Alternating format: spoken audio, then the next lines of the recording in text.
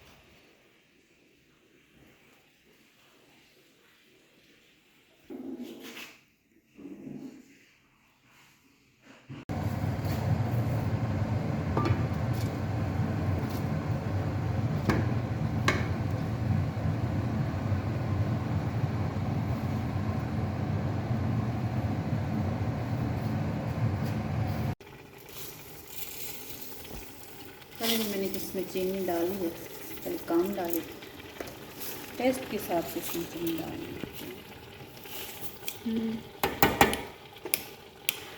अब इसमें थोड़ा सा दूध रह गया। क्या मतलब? अच्छा, मतलब तो यहाँ पे जी माशाल्लाह से मैंने हलवे को बना लिया है।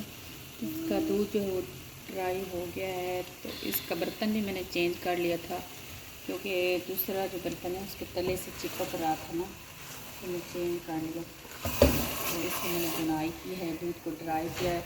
इसमें मैंने मेवे भी डाले, सौगी, बादाम, छोटी इलायची और मेवे वगैरह डाल के अब माशाल्लाह से ये बिल्कुल डन हो चुका है।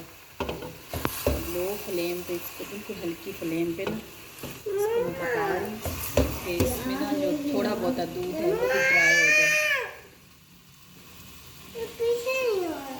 तो आप लोगों ने चैनल को सब्सक्राइब करना है, वीडियो को लाइक करना है और